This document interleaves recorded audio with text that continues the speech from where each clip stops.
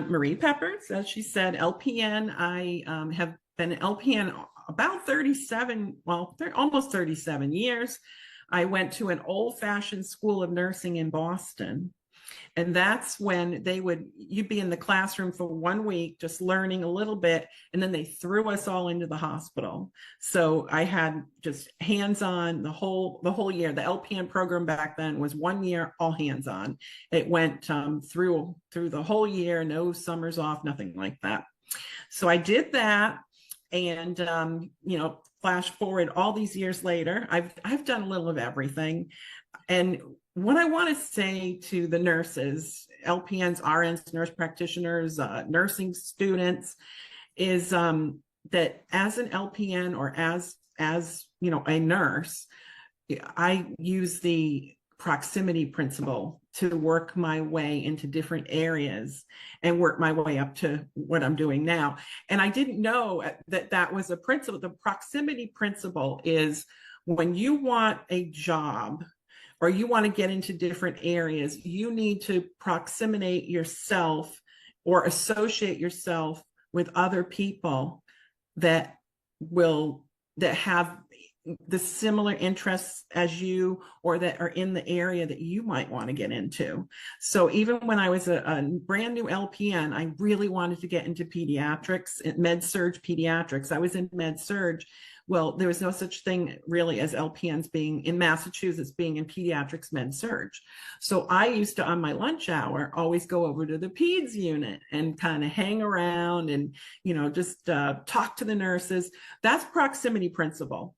LPNs normally don't get into those certain sections. I wanted that. So eventually, because of the relationships that I made, I was able to get into that area and many other things that I've done as a LPN.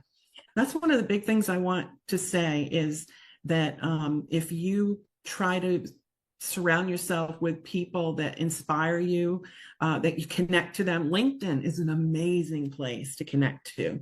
So throughout my years, I've done all kinds of different things as an LPN. Never wanted to be an RN. I thought about it a few times, but I was happy with what I was doing as an LPN. And I even got into some case management, home health. I worked with the visiting nurses. I mean, I actually did home health where I was seeing the patients, doing wound care and various things, visiting one patient to the next. I was doing home health on the weekends, hospice. I even did some supervisory work as an LPN. Of course, there was always an RN, over me. Anyway, fast forward to now, I am still an LPN, and prior to COVID, about 3 years prior to COVID, I got into a lucky opportunity. It was a doctor that wanted to start the remote nursing program for his patients. I just wanted to say thank you for bringing up the history of nursing and the strong role of LPNs, and that you're happy in your current role and you never wanted to pivot to another role. I think that there's so much importance in being happy where you are with your current credentials. Yeah, well, I have said, to some of the RNs that were my charge nurses, I have said, I'm happy as an LPN and I don't want to be a charge nurse because I don't want to be responsible for anyone else but myself. My patients, of course, when I'm on med surg or wherever I was always under the direction of an RN or a doctor. But, when I'm the LPN and I'm not charge nurse or anything like that, I'm responsible for myself, my patients. And I really enjoyed that, enjoyed not being responsible for other nurses and then their patients. And so especially many times RNs are, responsible for everybody. So that's one of the reasons why I just really loved my role in what I was doing. And I just didn't want to ever get into any of the supervisory stuff. But anyway, yes, I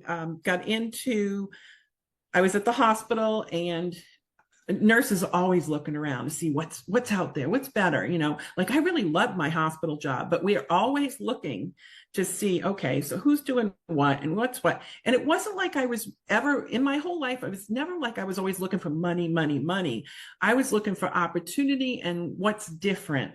And just like I said, taking your interests and then attaching them and associating yourself with other people, getting to know people, rooting them along the way, becoming friendly with them, whether it be on Facebook or on LinkedIn.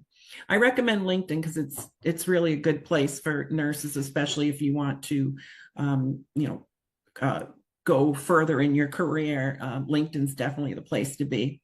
So long story short, I did take on a part-time position for a doctor that was starting the Medicare Case Care Manager program that came out in 2015. This was 2017 that I took this position, and he handed me the software for the remote patient monitoring and transitional care. And then he handed me the Athena healthcare software, and he just handed me this computer software and said, learn it. And Athena had a little bit of educational programs on their system. So I learned the Athena computer system. I'm not a computer person. And then I learned the Thorough Care system. The president of Thorough Care back then had no real training for what he was teaching me. And so he taught me himself. So I enjoyed my job. I worked from home. I was doing kind of care case management from home. So in between the visit with the patient at the doctor's office and then the patient goes home, all those things that kind of fall through, all of a sudden they're not picking up their medicine. Oh, the MRI that was ordered didn't happen. Oh, the patient didn't have transportation to X, Y, and Z. So my job was care coordination, care management, taking care of those gaps. SDOH, if you don't know what SDOH is, you got to know it. SDOH is social determinants of health. It is the key word, SDOH, the key word for 2024 and into 2025. But nurses have done SDOH forever. SDOH is making sure your patient could pick up their medicine or it's delivered, making sure that does your patient have food? Do they have a roof over their head? Do they have, are they seeing the other doctors that they were supposed to see, transportation, just the basics, social determinants of health. So I did a little of all that, enjoyed it. Long story short, the nurses at the hospital begged me to write a program on how they could do remote nursing. And I said, well, I don't want to do that. I don't want to write a program. I don't do that kind of stuff. And they said, please, so for 6 months on and off, they begged me. They said they wanted to do what I did. And this was, so new back then. Anyway, I wrote the program and eventually they came, and that was my first course. And then I've written many other programs since then. So I know I could talk for hours. So I know we want to condense all this. No, I love that. I love that.